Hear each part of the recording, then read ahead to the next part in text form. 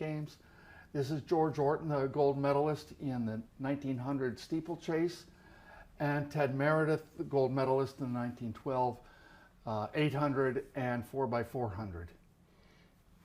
And Franklin, who was just a notable swimmer. The moment of holding up that wheel into the center of Franklin Field after winning a Championship of America relay is like nothing else. It's the culmination of those athletes dreaming about it, working together, and trying to be their very best on the day that it would take. And to be the best and to win a Championship of America is just a special experience, and really it's an experience an athlete will hold for the rest of their life. And there's elite colleges and colleges all over the country that proudly display the wheels in their universities as a coveted and special moment. And that's extended to high school. We really celebrate some of the greatest high school athletes in the country have competed here at Penn. And what's kind of fun is it's something to shoot for, it's something to dream about. And when a relay team can put that together and win, it's a special moment. And I think it's been a catalyst for a lot of young athletes in our sport. I think for an athlete to hold that plaque above his head, above her head, is just that wonderful sense of accomplishment. And you get pulled into the moment. There's nothing else to do with something that big except to try to hold it over your head. That's the means of showing it, displaying your accomplishment, your team's accomplishment, and what it represents and what you're receiving. That will always help you remember what this was. It's one of those things that, you know, as you go through your life, if you're an athlete, you remember the moments you did that, and no one ever takes it away from you. And actually, our crowd is incredible. They love all the competition and all the events. But you can ask a Penn Relays fan, and many have been here even longer than me. Some are 50, 60-year fans of the Penn Relays, and they'll tell you about some of the greatest events they ever saw as people duked it out to win the wheel. A lot of history, and once you've got one, you've got it for life.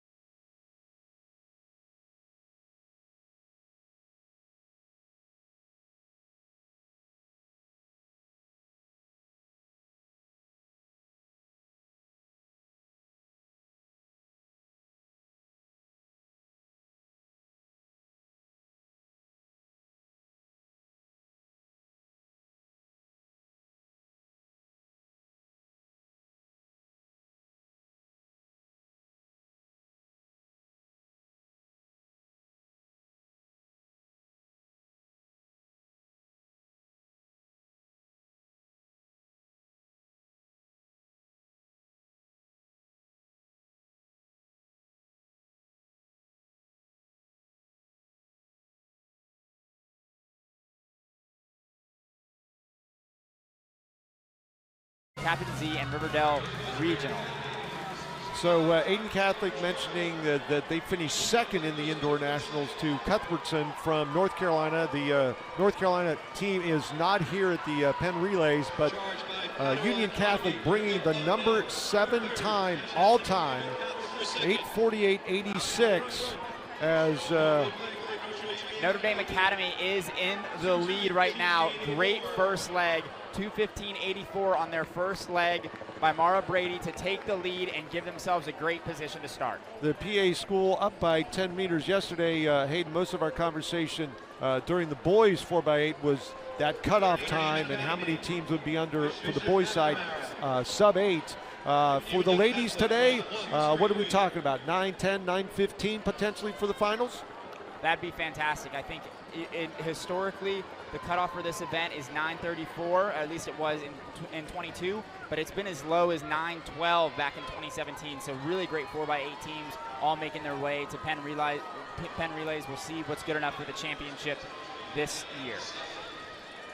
Union Catholic has just moved in to second place. It's Bishop McNamara now in the lead. They've taken over from Notre Dame Academy. Notre Dame Academy's second leg still hanging strong, though, right behind Union Catholic. 3:20 on the clock as Union Catholic inches its way up to the shoulder.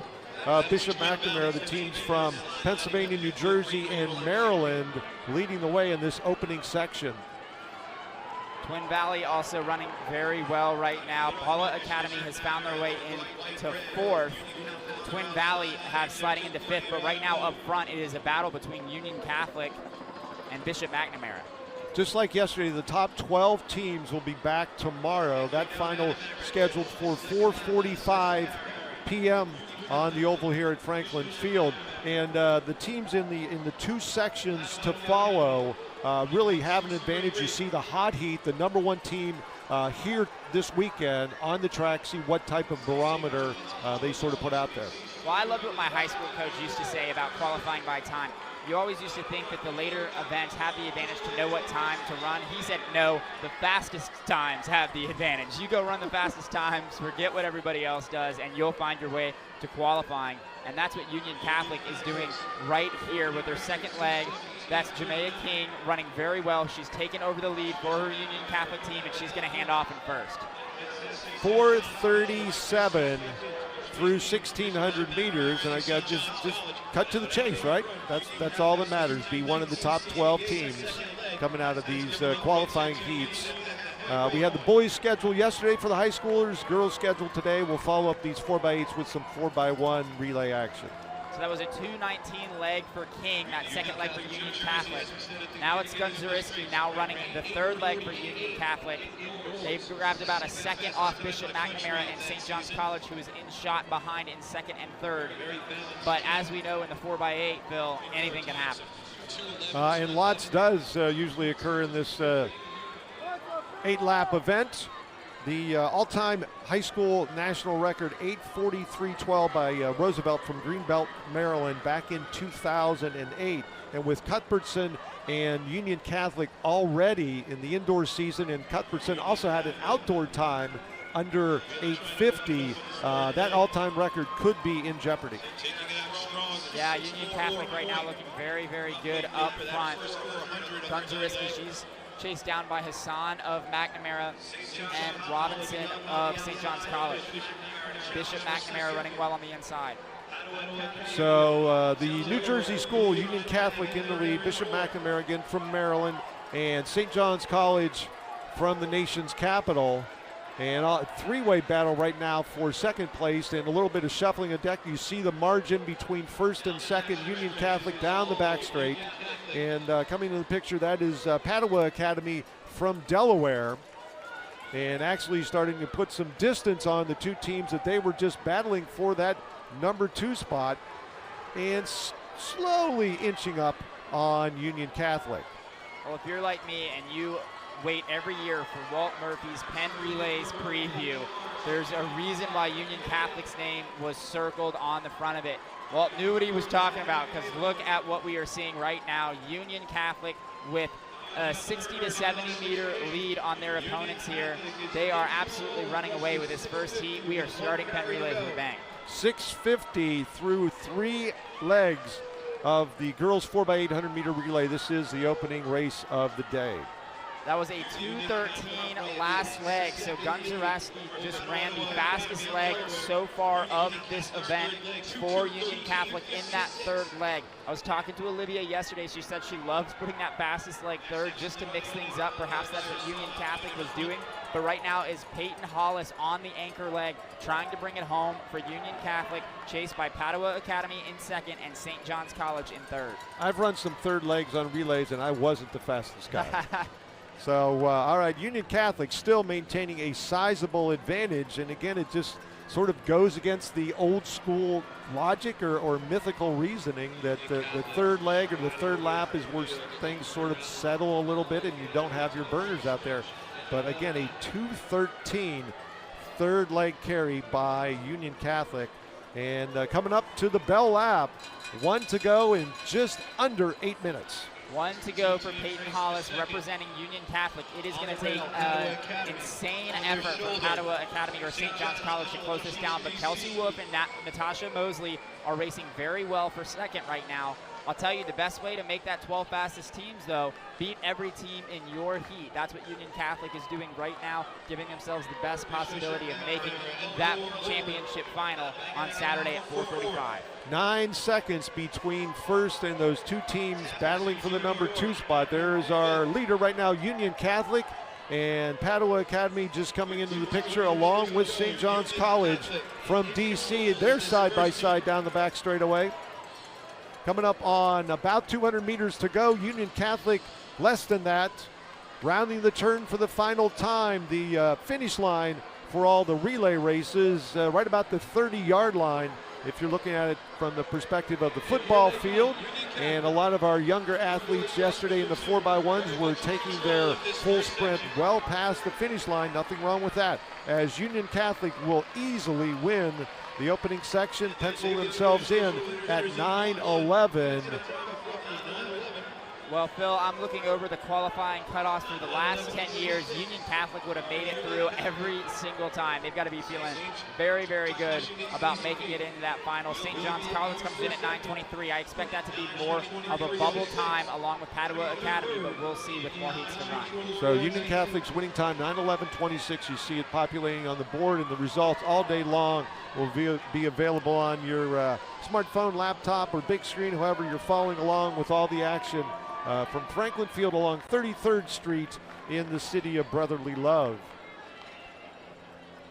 And the teams, again, very solid times. Many of these teams are going to be in their state finals with times in the 9:30s, 9:40s.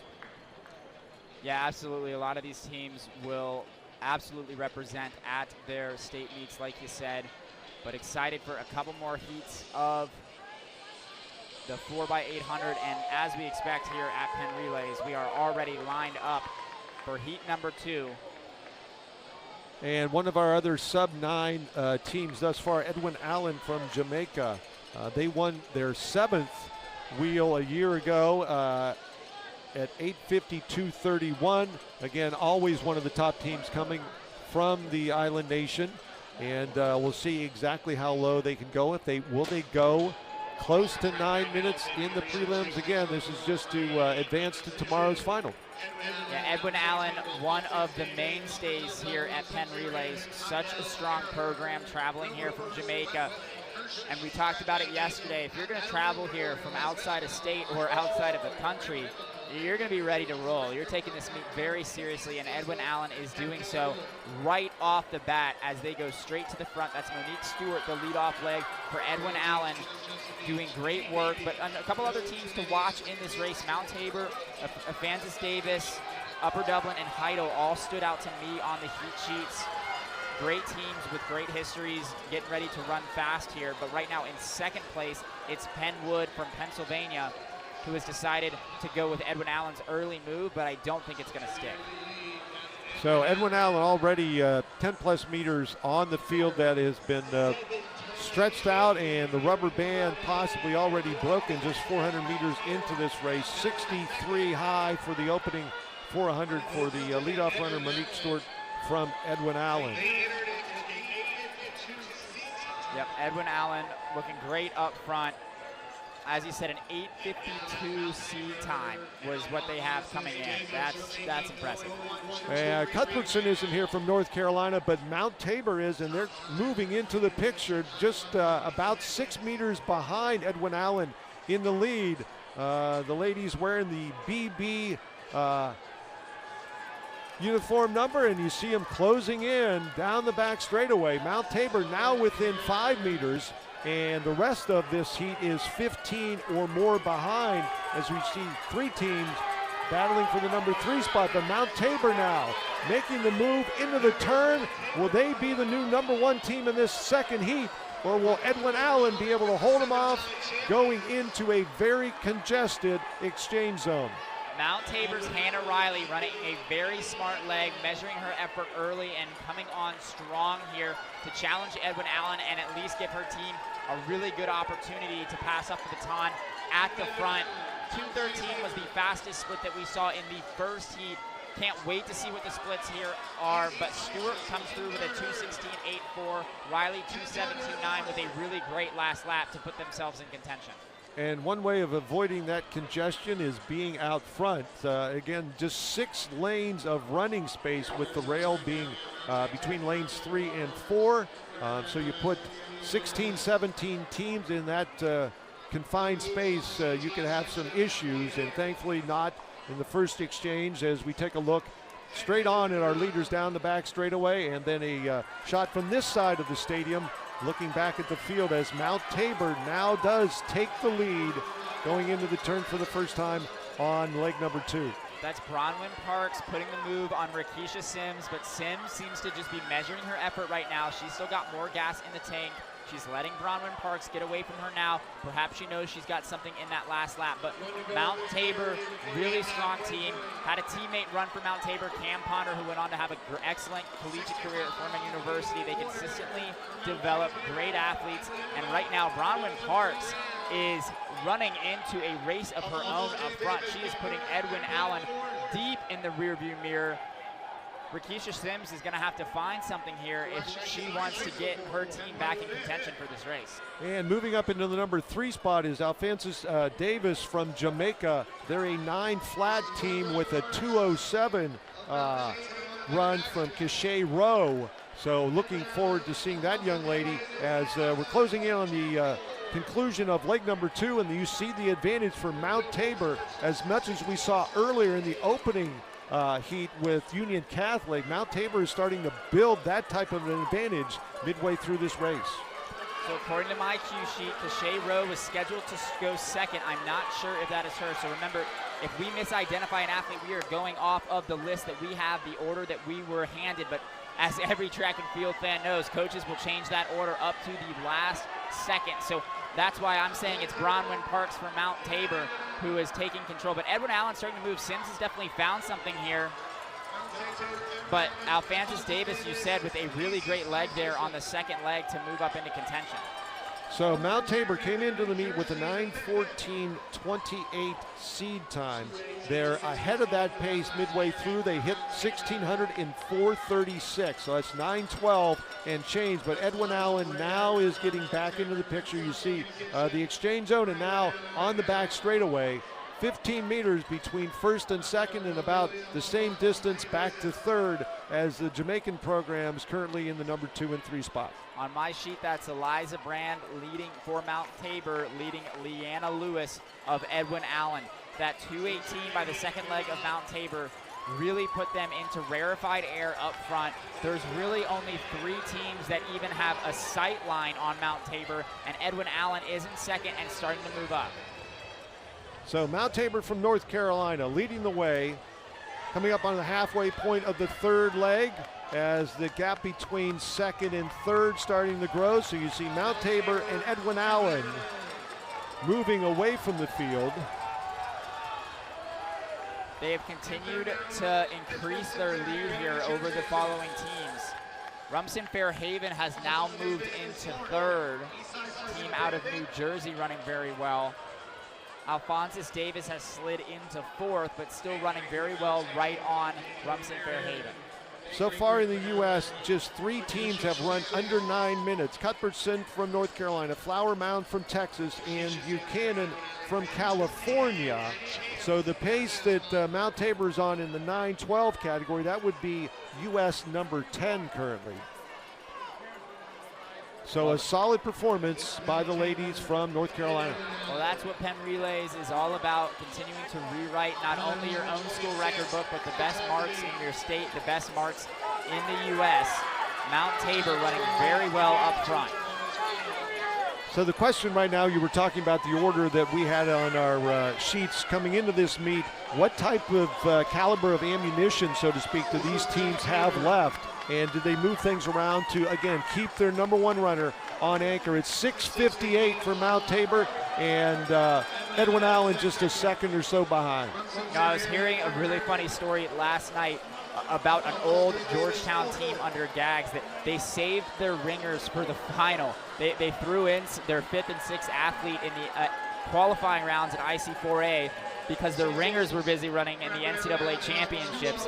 Duke thought they were going to win the 4x8, and here comes 2 of Georgetown's best athletes on a flight from Indianapolis to take the victory in the 4x800 at IC4As in Boston. Now, that was years and years ago.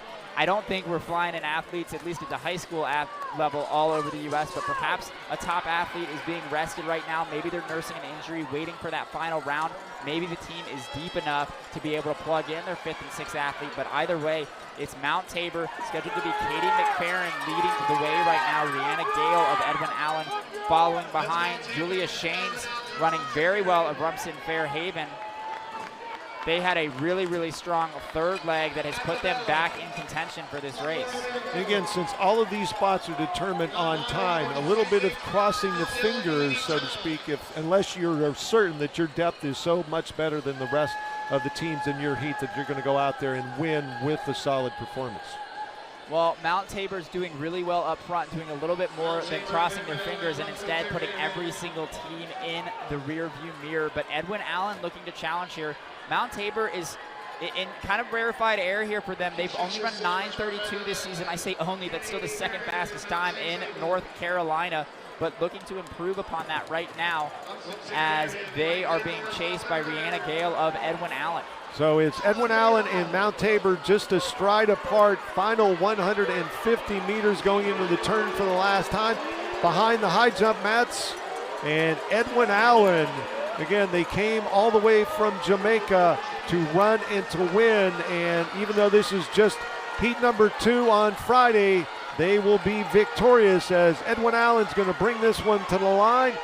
The girls 4x800 meter relay, heat number 2, and they will bring out the noisemakers. 9:17 and change for the winner. The official time 9:17:28. Mount Tabor at 9:18:13. Those times looking very good at this point in time. Rumson Fairhaven from New Jersey, you see a 9:22:29, and one of the first teams that I have been able to see from Ohio, Westlake. 9:25:44. Again, historically, that could be on the bubble as like a number 11 or 12 team to advance to the final.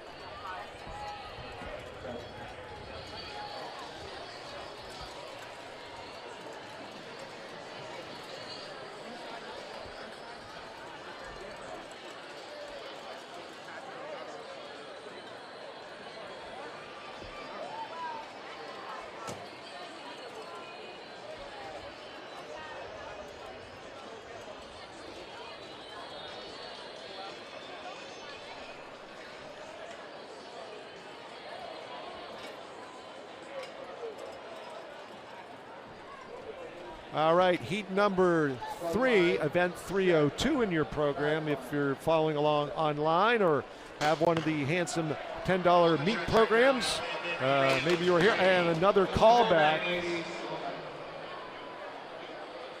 And again, the only 6 lanes total, 3 lanes for each alley. So you're squeezing 17 teams into that starting area. This is a 9-lane oval, but the inside 400-meter rail is, again, in between lanes 3 and 4, so they're bringing the ladies back.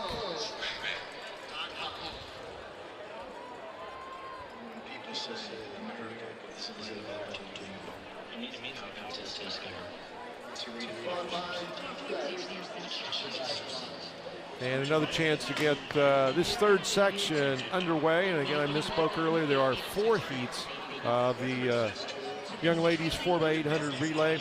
Again, Edwin Allen, the winner of the last one at 9:17:28.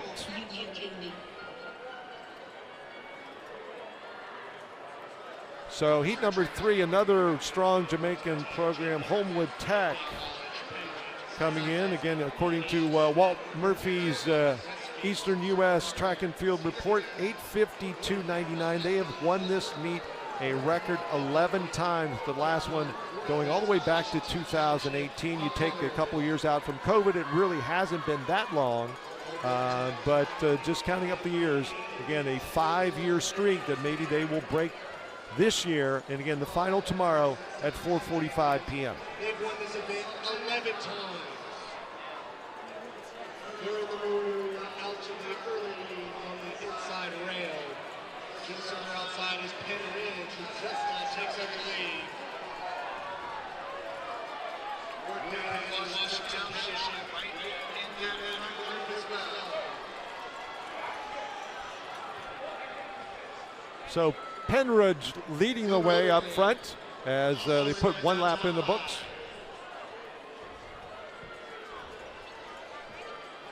It is Homewood Tech along the rail.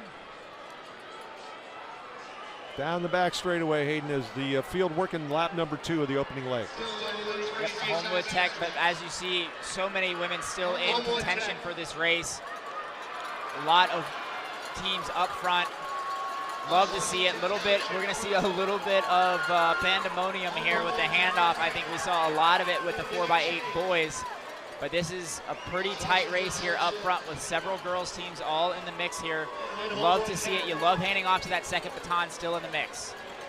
So Homewood Tech now putting itself in the number 1 position. Coming to the line once again. They have won this event a record 11 times. Wilmington Tech followed by Washington Township. But it is really everybody. Oh, what a handoff there by State College. Way to move up the rankings. State College just went directly into second with a very smooth baton pass. And they were well along the line in the front of the exchange zone. So a quick turn left to the rail, and right now they're sitting in the number 4 position. Morgantown also did a really, really good job on that baton exchange to slide up just like Washington Township. Just like State College into that lead group. It's amazing.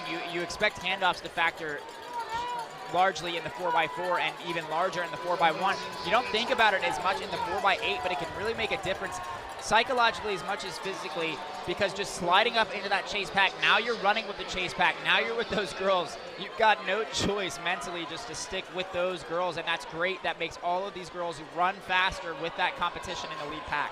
So currently it looks like 7 teams in the chase group, and one that Hayden mentioned wearing CG. Those are the ladies from Morgantown, the Mohegans, and if you've been following high school track and field and cross country all in the last 2 years, you will know that they will have Irene Riggs, their ace, one of the top runners in the country, national champion in cross country, going well under 9 minutes in the full 2 miles. She is headed to Stanford, and just looking forward to the anchor leg for the Mohegans if they can stay in contention and qualify for tomorrow's final. Yeah, Irene Riggs, the winner of that USATF National Cross Country race in the juniors division. Really, really strong athlete for that team. But right now it is Homewood Tech, Jamaica's Homewood Tech, that is doing the damage up front. That's scheduled to be Florence Stefamba of Homewood Tech. And that chase group is now pulling on Homewood Tech, and especially our number 1 team. That is E.O. Smith from Connecticut taking the lead. And again, these officials and the teams themselves sort of place each other in the order, and if you make a big, bold move late, you might not be where you're coming in. But E.O. Smith from Connecticut, Homewood Tech, and now the Mohegans from Morgantown are battling for the number 3 position. That was Gabriela Hernandez with a huge 2:16 leg there for E.O. Smith, putting themselves to the front of the race. Homewood Tech now, Nafamba trying to put themselves back in the lead. So the top 5 teams right now, you see it led by Homewood Tech down the back straightaway. And E.O. Smith up there, Morgantown from West Virginia, J.P. McCaskey from the Keystone State also up front, along with State College. Again, made the big, bold move through that first exchange zone. They were probably out in 8th or 9th and ended up coming out of there joining this lead group as everybody right now a handful of meters behind Homewood Tech. Most of the women in that second leg, we talked about kind of the strategy of how you're going to mix up the legs.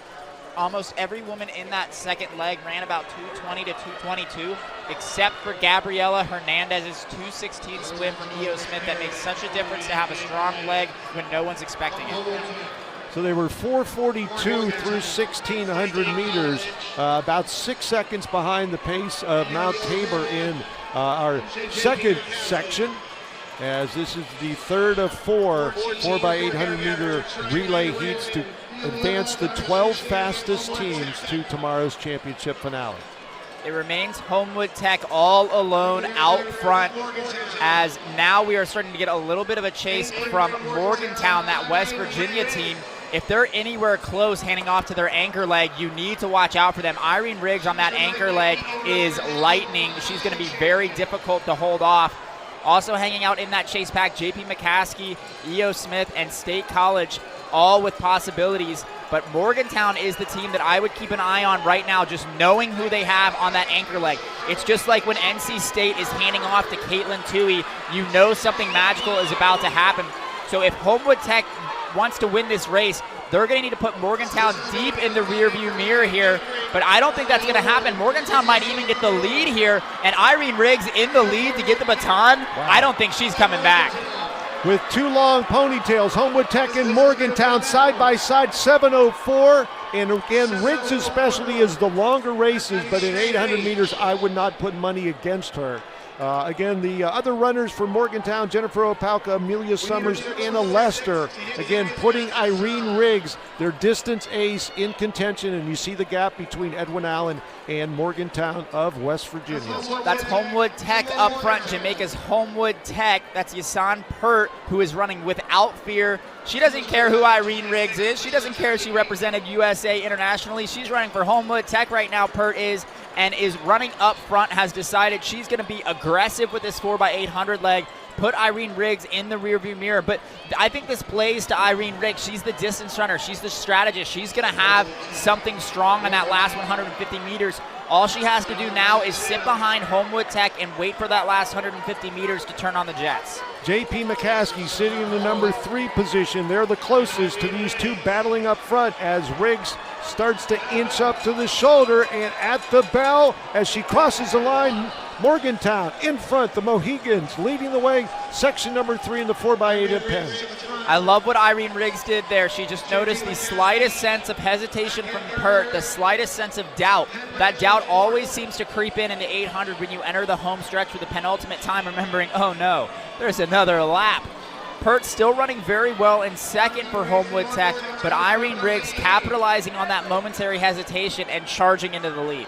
Even though she would have easily qualified for any of the individual races here this weekend for the high school girls, this is Irene Riggs' schedule this weekend, a 4x800 in the heats and hopefully in the final, and they're leading the way in heat number 3, the Mohegans from Morgantown High School.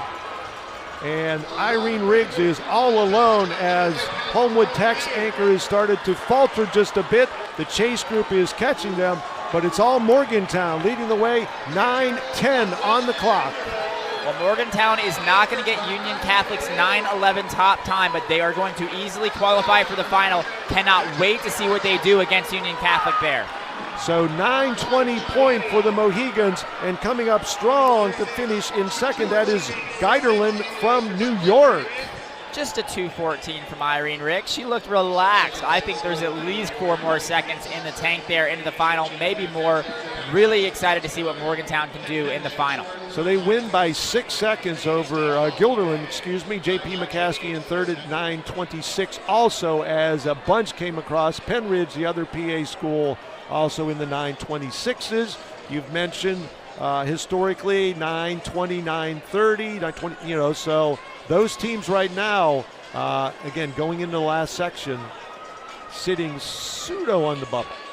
If I was one of those 9:26 teams right now, I'd be concerned. There's a bunch of teams at 9:26, both in that heat and the others. I think, 4 teams in that second heat went sub 9 9:26. 3 of them did in Heat 1. So that 9:26 shaping up to be kind of that bubble time.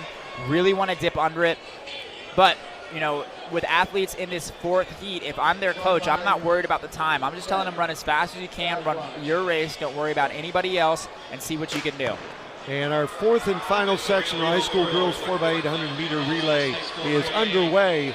And on the rail right now, South Lakes from Virginia, one of the names of the school that when you mention it, you know Alan Webb and you know the history behind it, but obviously one of the top 4x8 teams this year, coming in with a seat time of 9:07, leading the way based on entries in section number 4, the high school girls 4x8. South Lakes will be joined by Shaker, another team to watch. They've run 9:10 out of New York. Also in the race is Cherokee, Walter Johnson, Shenandoah, Western Albemarle, Central Bucks South, Bronx Science, Central Bucks East, bet there's a rivalry there, St. Anthony's, Southern Regional, Central Bucks West, Oakton, Kingsway Regional, Rio Americano, Hoobie Blake, Hanover, and New Raquel. I wonder who's going to win the battle of the Central Bucks, because I'm sure that is a point of pride for all 3 teams. In Pennsylvania, they'll sometimes say CBW, CBS. All right, so leading the way a bunch, and it is Central Bucks West wearing DM in their meet bib, leading the way, final section of the girls 4x800 meter relay. Walter Johnson just took over the lead. That's scheduled to be Mackenzie Rowe. Mackenzie Rowe, who has gone to the front into this second lap. I really like that move right before the turn there, getting to the front, getting the inside rail, and putting your team up front. Down the back straightaway, and a bunch of teams still in contention as we're working our way through the tail end of the opening leg. About 50 meters between first and last in our final section. Lots of talent up front in these 4x800 meter relay heats. A lot of strong accelerations there. The race was pretty much all together there with 300 meters to go in this first leg, but has really been blown up here.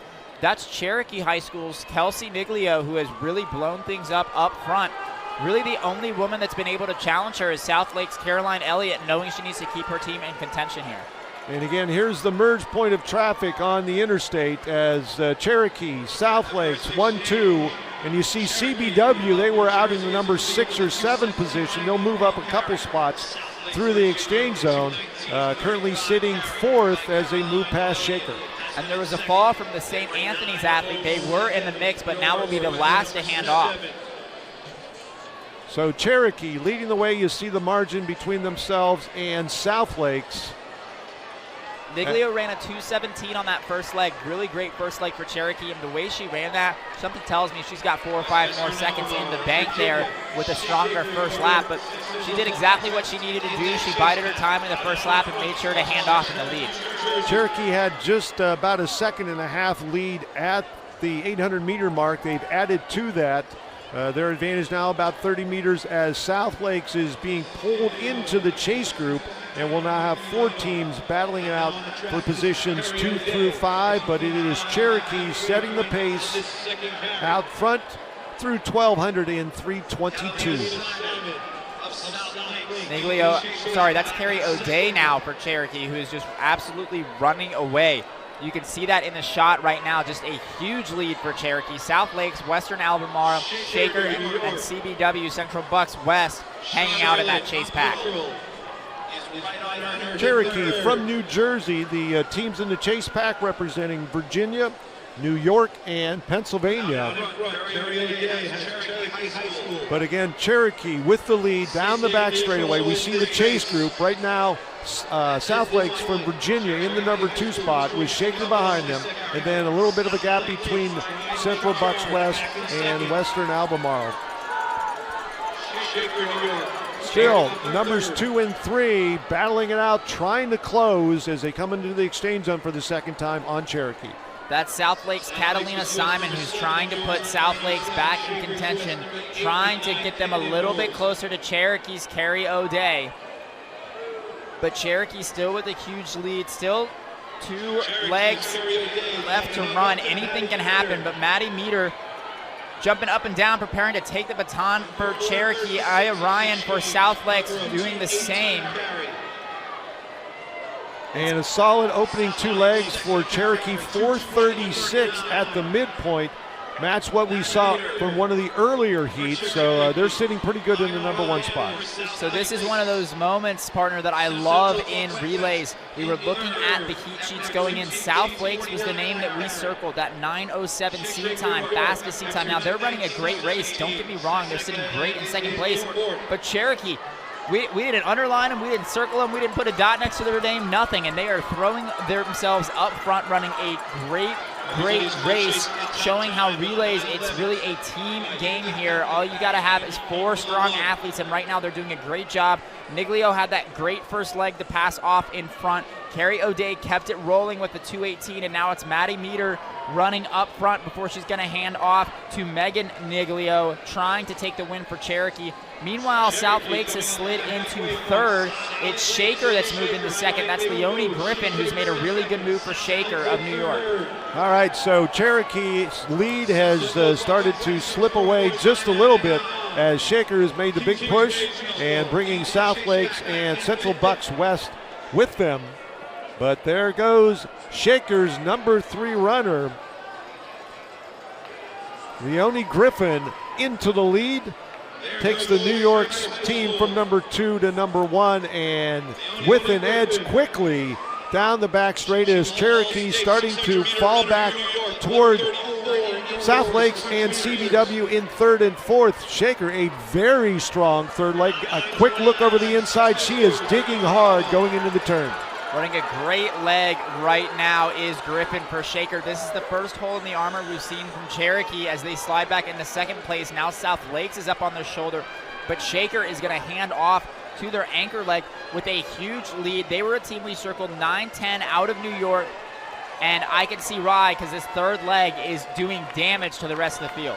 Again, she took several looks of her inside shoulder, then kicked it up a gear and has added to her advantage. They're through the line after 3 legs in 6:55, and the advantage back to Cherokee and South Lakes is going to be about 8 seconds. Bill, that was a 2:14 leg there by Griffin, the same time that Irene Riggs ran for Morgantown. Irene Riggs won US ATF cross country. She's one of the best runners in America, and Griffin did that from leg #3 for Shaker. Really great leg for Griffin there. Higgins is now Shaker's anchor leg. Kaylee Higgins is going to have to hold off the trio, the charging trio right now. Megan Niglio of Cherokee, Bella Harsanyi of South Lakes, and Mally McFadden of Central Bucks West, all working together in 2nd, 3rd, and 4th now, about 70 meters behind the lead. All right, a shout out to the production crew this weekend for FloTrack, bringing you some great images and audio throughout these 3 days of competition. But you can see as they pull back the lots of open track between our leaders from Shaker and South Lakes, Central Bucks West, and Cherokee in the battle as they get the bell at 8:02. I love this shot right here. You can see the lead, you can see Shaker, how far in front they are, but you can see South Lakes charging. South Lakes is the team that is doing most of the charging, trying to lead this chase pack. They've now broken away a little bit of the chase pack. South Lakes, Bella Harsanyi has moved into 2nd place, but I think she's going to run out of room to catch Kaylee Higgins. It's before 10 a.m. on the East Coast. We're at Franklin Field, the Penn Relays, the 127th running presented by Toyota. This is the final heat of the girls 4x8 relay, and Shaker from New York State leading the way. They worked their way into the lead with a fantastic 2:14 carry on the 3rd leg, and they are about 120 meters from victory and one of the 12 spots, if they keep up the pace, in tomorrow's championship final, scheduled for 4:45 p.m. You're going to write that time down and keep that close by as, again, Shaker as South Lake starting to close, 9:10 on the clock right now, and a very good performance by the ladies from Shaker, with South Lakes also going to go under 9 minutes and 20 seconds. Shaker betters their top mark. Their 9:22 was the top mark in New York before that run right there, 9:18.08, the new New York #1 time. South Lakes with that 9:19 should be fine into the final. We were talking about 9:26 being the barrier. I think that's exactly where it's going to be, because Cherokee and CBW under 9:25, I think we'll slide in I think 9:25 will now be one of that bubble times, but we'll keep you posted on that as they tally them all up. All right, so the next event on the track after we come back from just a short break in our 3-day coverage live on FloTrack of the 127th running of the Penn Relays will be the 4x100 meter heats coming back to Franklin Field on 33rd Street.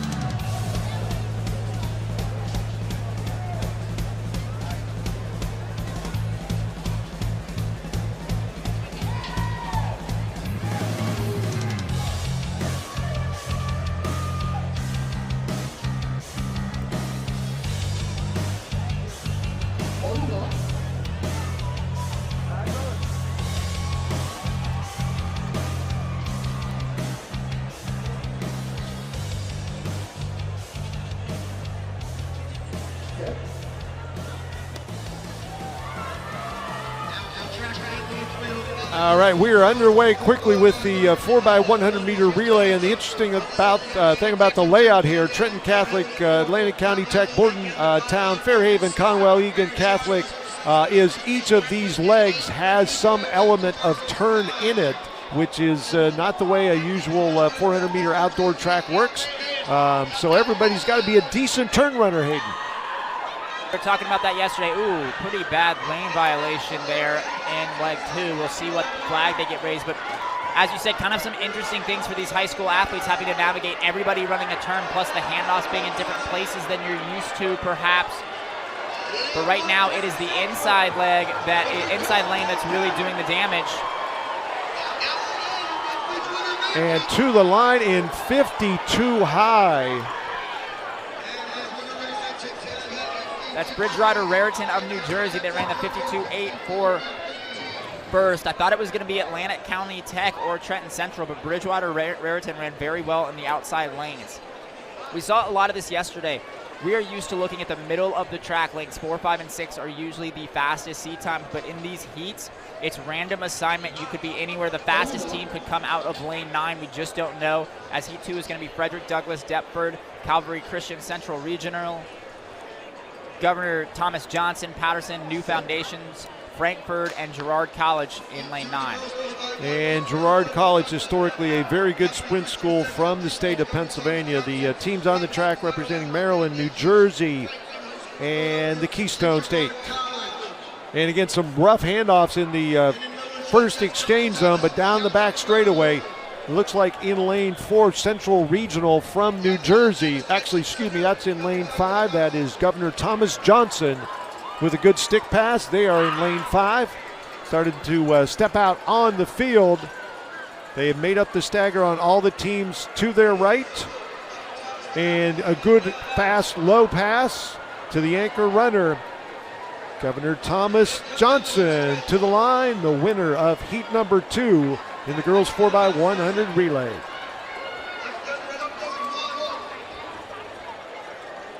$51.43 for our winners. Central Regional 2 seconds back at 53.70.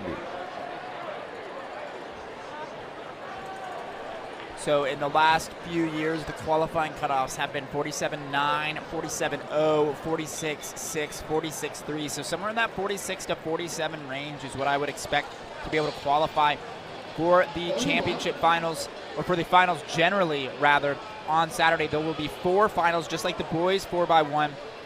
There will be 4 different finals. The top 9 teams will qualify for the championship final. That is the premier event. That'll be at 1:05 on Saturday.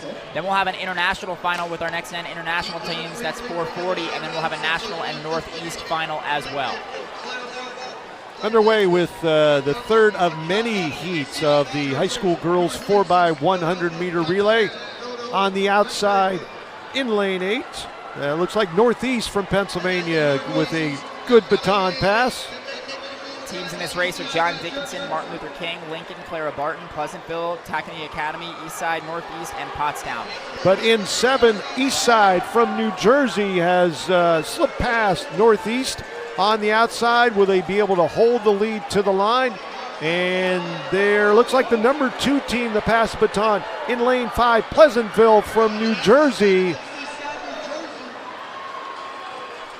I think that's Eastside in the lead right now, if I'm not mistaken, in lane 7.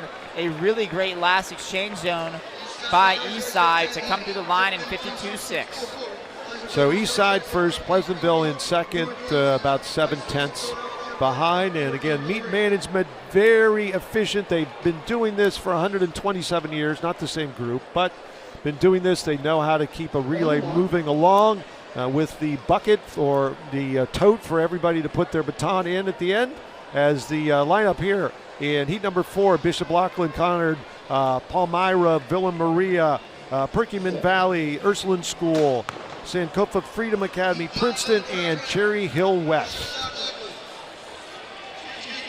Most of the teams to watch in this 4x1 are going to come in that 3:08 event. So there's 4 different sections here. This is section number 1. Not necessarily seeded by time, but we expect to see the fastest times like Edwin Allen coming in that last section. And Ursuline in lane 6. A nice baton pass down the back straightaway from the second to third runners. Perkiomen Valley now has moved into the lead on the inside in lane 5, on the inside of Ursuline School, that is, but they are going head-to-head here into this exchange zone. A very quick pass for Perkiomen Valley. As can they hold off the anchor runner from Ursuline? It is going to be Perkiomen Valley from Pennsylvania with the win out of lane 5. Love that cadence from the anchor leg right there. Great cadence, great handoff, 50.7 for Perkiomen Valley of Pennsylvania to take the win out of that heat.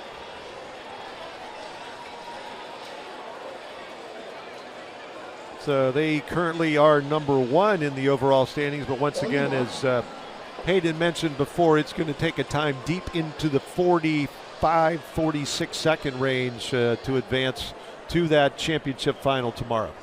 Next heat is Cold Spring Harbor, Breno Regional, Nazareth Academy, Little Flower Catholic, North Schuylkill, WB Saul, Lock Raven, DC College Prep, and Seneca.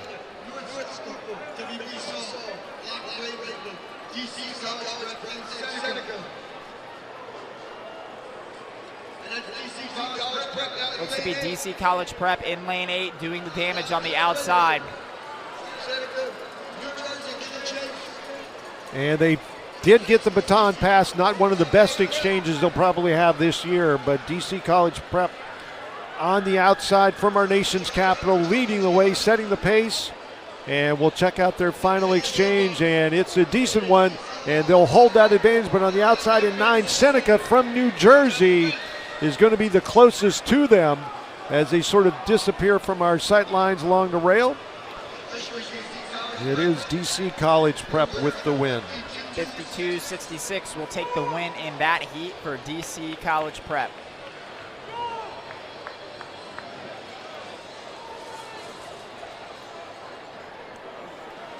And as Hayden mentioned, 4 different groupings of the 4x100 meter relay. Just so many teams here in attendance at the 127th running of the Penn Relays. Teams in this heat will be Pittman, Dundalk, Audubon, St. Joseph Hill, Hamilton East, Edison, Gill, St. Bernard, St. Hubert's, and Woodrow Wilson. And we are underway.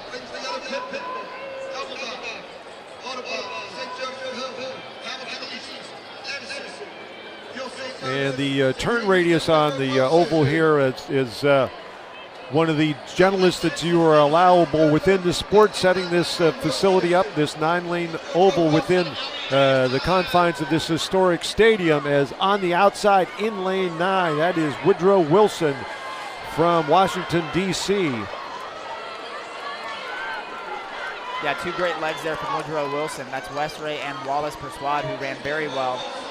Now handing out to Laurel Clark. Olivia Purse hands off to Laurel Clark, and wow, they are running away with this one. So Woodrow Wilson in lane 9. You can catch the top of their head as they head to the line with the victory. 52.07 for the folks from DC. Still leading the way, Perkiomen Valley with their 50.72. Thus far, the only team under 51 seconds. That hot seat is going to be a little concerning, though, knowing how many teams coming in those later sections have sub-50 clockings. All right, there you see the lineup. It is Hackley School, Clearview Regional, Wilmington Christian, Wilmington Friends, Hewlett, Scarsdale, Kearney, Randallstown, and the Baldwin School. Again, teams from New Jersey, New York, Delaware, and Pennsylvania. On the outside in lane 8, Randallstown with an advantage through the first exchange zone. And we're going to pick up the squads coming down the back straightaway. But a couple lanes to their left in 5, Hewlett from New York. Trouble passing baton, but I think it looks like they got it out first or second. Again, still Randallstown in lane 8, but here comes Hewlett from New York. Hewlett's running very well, just switched hands there. Not the cleanest exchange, but they got it into the hands of the anchor leg, and that's what you need to do. But it's Randallstown on the outside who is now moving really well on their anchor. And in between Scarsdale, but it is going to be Randallstown in lane 8. And well through the line, 52-56 for the team from Maryland.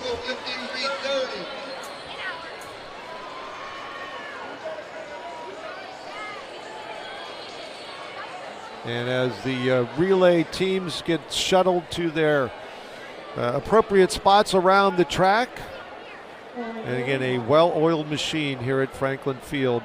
The next group up, there we see in Bayshore, Beacon School, Gloucester Lab, Museum, South Philly, Hopewell Valley, Hamilton West, Cocockton, and Paul VI. And we're underway. And a really strong opening leg. Bayshore in lane 1 has picked up the stagger on a number of teams. I think it's lane 8 that handed off first there, Keegaton of Virginia. Down the back straight, here they come.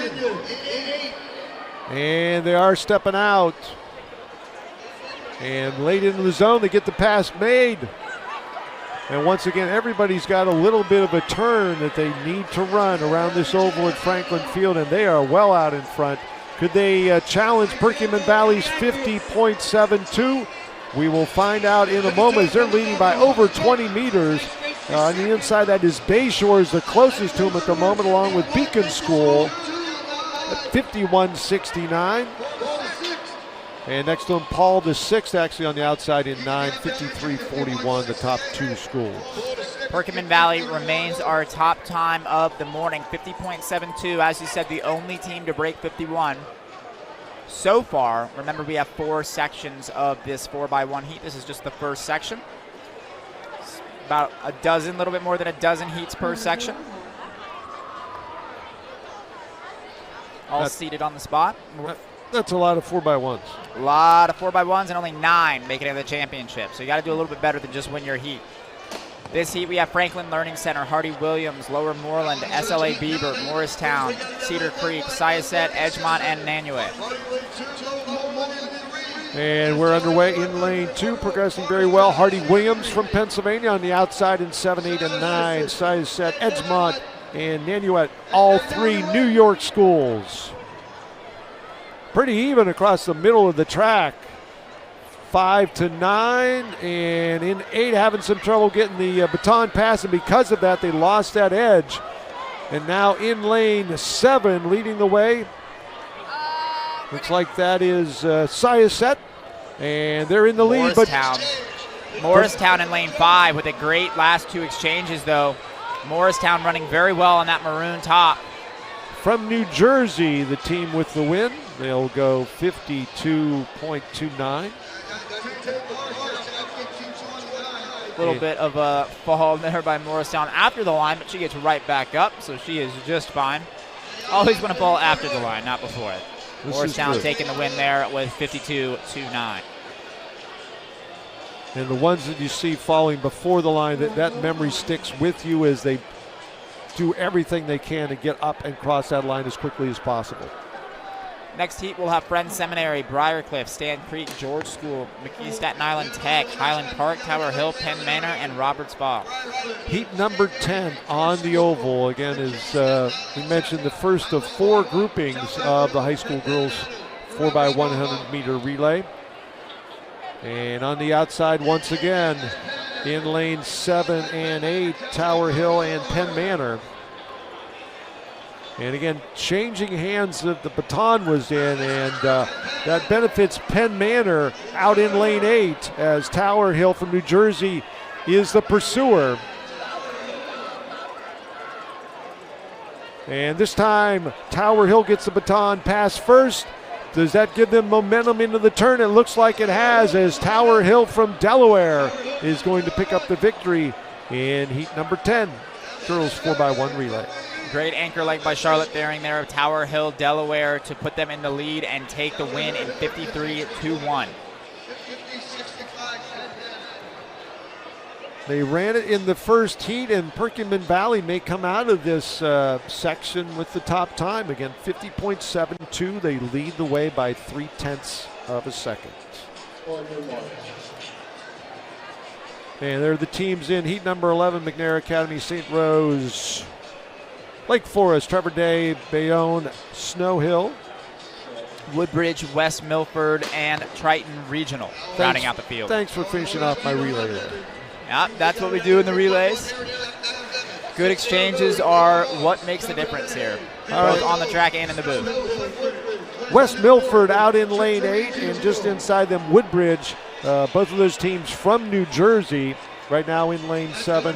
Woodbridge with the advantage by about 5 meters. They have picked up the stagger on everybody in this field. A little baton adjustment against your body. You'll see it done many times coming into the final baton pass. Lake Forest running very well in lane 3. Keep an eye on them coming off the turn. They're inside the rail. It could be one of our first teams inside the rail to go first across the line. And it looks like they're by the narrowest margins, and our closest race is so far heat number 11. Lake Forest edges them out 51-94, just beats Woodbridge's 51-96. As you said, one of the closest races we've had. That was a fun one. All right, heat number 12. Making their way to their starting positions and relay spots. Not much time to check your marks in the relay zones. Not at all.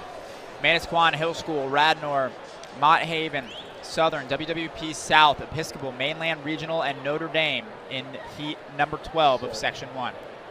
And normally an invite or championship event, you're waiting for that white flag to go up in the exchange zone. Not here. We don't have the time. We got to keep this meet rolling along. Everybody knows the place where they need to be. And right now the place to be is on the outside. It looks like that's lane 8, Mainland Regional. And now in 7, Episcopal from Virginia. Lane 2 of Hill School is also running very well on the inside. Hard to tell, though, this early. And WWP South in 6. The overcast skies this morning don't need all the sunglasses, but wearing shades. The leg number 3 for our leaders from WWP South. In lane 6, the Pirates. Couple of sloppy exchange zones in. The third exchange zone is going to give the Pirates the advantage. And that is our first, not quite, 52.4, our new fastest time of the day. WWP South with our new fastest time of the day, winning heat number 12 out of lane 6. Wow, good baton exchanges and a nice final leg. And it took 11 heats.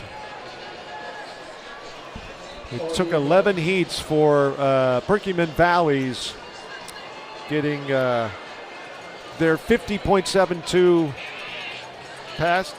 Again, now 3 teams under 51. Episcopal in that heat also went sub 51 at 50.87. And heat number 13 in event 305, the first of the 4 groupings of the 4x100 relay.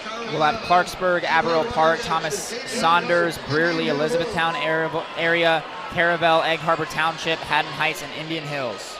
So Indian Hills had a really good first exchange. We'll see how they do in the second one down the back straight. Pretty good too. So on the outside in 7, 8, and 9, Egg Harbor Township, Haddon Heights, and Indian Hills, all from Jersey.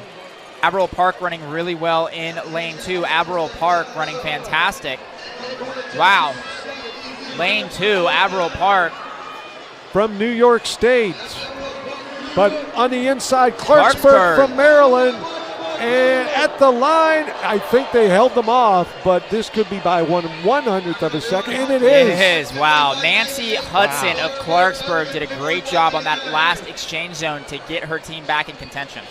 51.98 to 51.99, the closest 4x1 this morning, day 2, Friday at Franklin Field.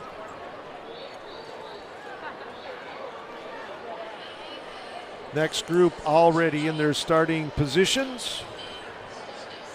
And I believe in each of the heats, all 9 lanes have been filled. No last-minute scratches, which is great.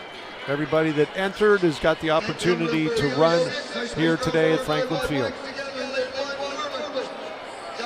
We have not yet gotten the start list for this heat, so apologies to the teams here, but if we get it before it ends, we will call it out.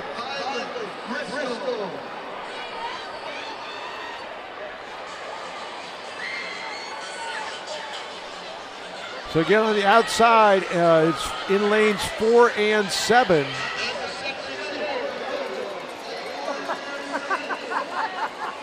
Lane 4 running very well here. And this is the first heat of our second group of the 4x100 relay. Great move from 5. Lane 5 with a great anchor leg to take the win. That's Milton Hershey of Pennsylvania, who's going to take the win in 51.16. Engineering and Science, 51.83 for second, was your leader for most of the race until that last stretch.